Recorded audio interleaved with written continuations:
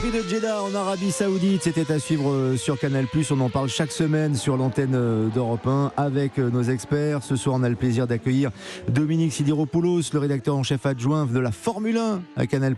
Bonsoir Dominique. Bonsoir Lionel, bonsoir à tous. Merci d'avoir accepté notre invitation et Paul Belmondo est avec nous. Bonsoir Paul. Bonsoir, bonsoir. Très très heureux que vous soyez avec nous également Paul Belmondo. L'expertise de Paul Belmondo et de Dominique Sidiropoulos pour éclairer et en savoir un petit peu plus sur ce Grand Prix. Alors nouveau doublé des Red Bull, là il n'y a pas de surprise, qui continue d'écraser la concurrence. Néanmoins, Paul Belmondo, Sergio Pérez remporte ce Grand Prix devant Max Verstappen qui était parti 15e, il faut le rappeler. Il y a eu une remontada de Verstappen qui était quand même assez impressionnante.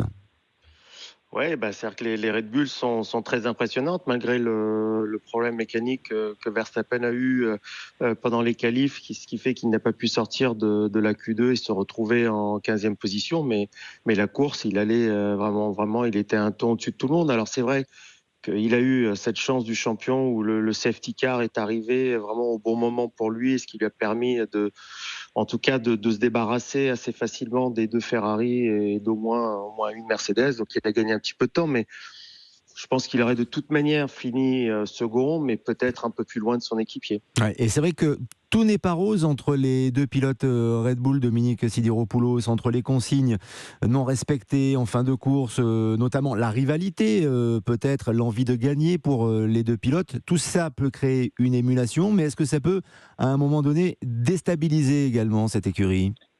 Écoutez, chez Red Bull, il y a une priorité, c'est Max Verstappen, quoi qu'il arrive. C'est lui le double champion du monde en titre.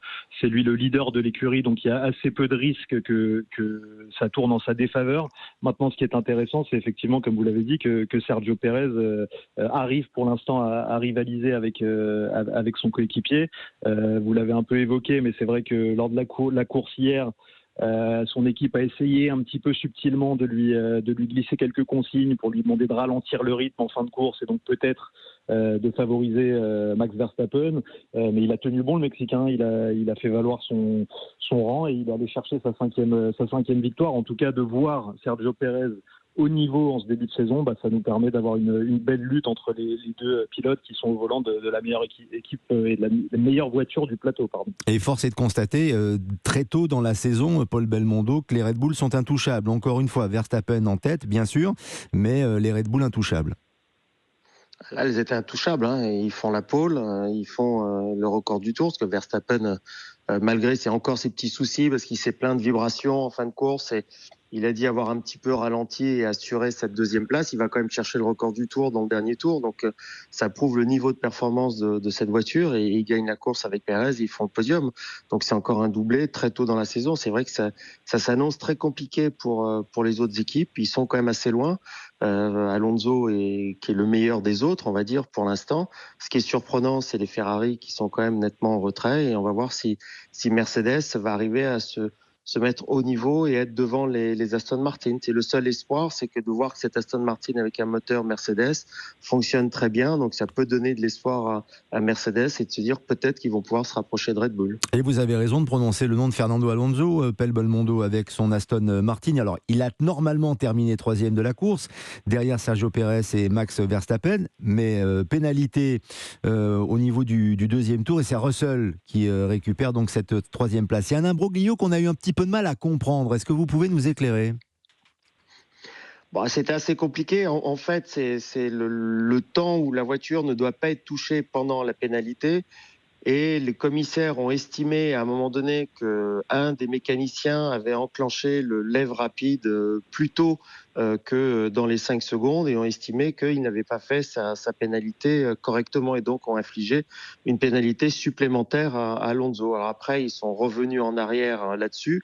J'ai pas vu, mais j'ai vu un message rapidement de la FIA qui parle justement d'éclaircir un tout petit peu ce point du règlement.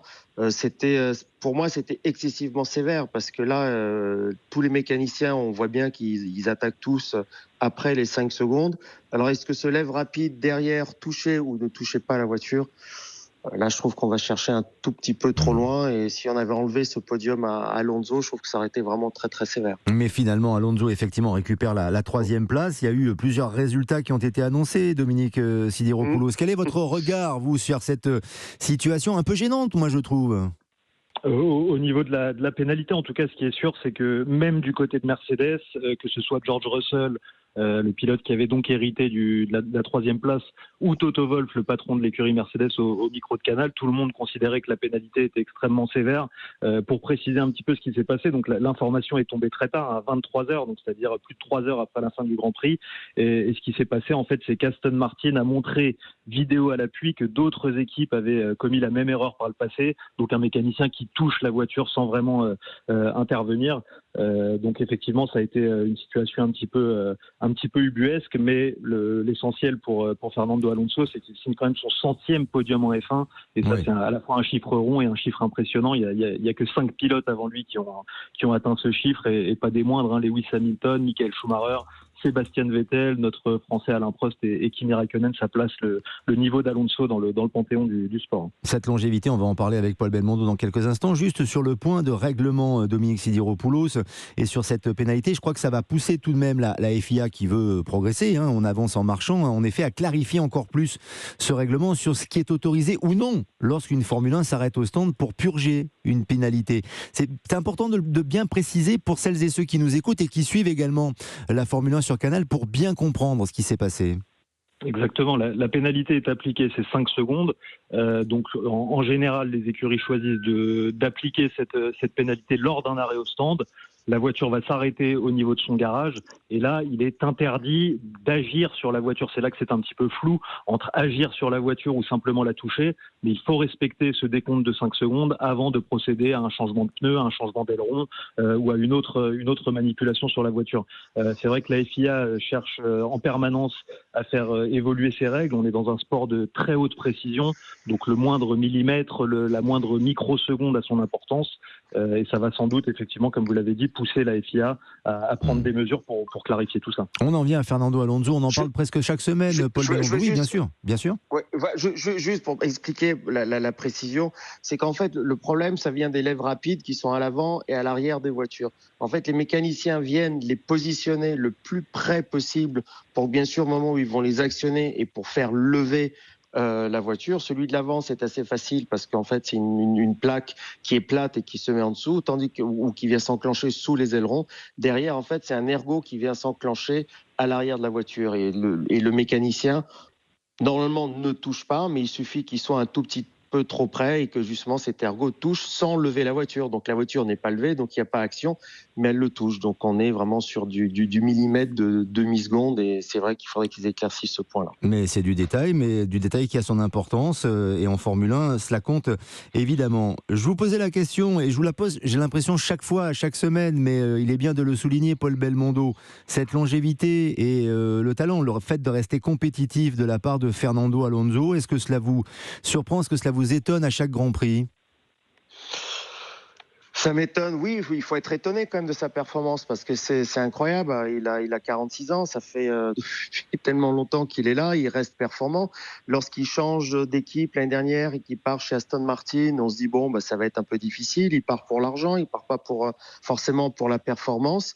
Et ben, il nous montre tout le contraire. Non seulement il a peut-être vu en tout cas de quoi allait être cette nouvelle Aston Martin, et il avait raison de partir. Et il est toujours motivé. Il est incroyable. Il est sur ce podium. On a l'impression que c'était son premier podium et pas son 100e podium. Il a une vraie motivation. Mais maintenant, ce qu'il faut pas oublier, c'est que Fernando Alonso n'a jamais arrêté de piloter à haut niveau. C'est-à-dire que même lorsqu'il a fait, on va dire, sa première interruption de pilote de Formule 1, il a couru en endurance, donc à un niveau très élevé. Il a bien sûr gagné le Mans, il a été champion du monde, donc il a continué à courir. Et lorsqu'il est revenu, il était toujours dans le rythme, il était toujours habitué à rouler avec des voitures performantes. Donc c'est quelqu'un qui n'a jamais arrêté. Ce qui est difficile pour un pilote, c'est lorsqu'il a une interruption, ce qui avait été le cas par exemple d'Alain Prost ou de Niki Lauda, qui sont revenus pour être champion du monde, mais ça a été un peu plus difficile. Et ils étaient plus jeunes aussi. Donc voilà, donc Alonso, c'est juste incroyable de le voir à ce niveau-là.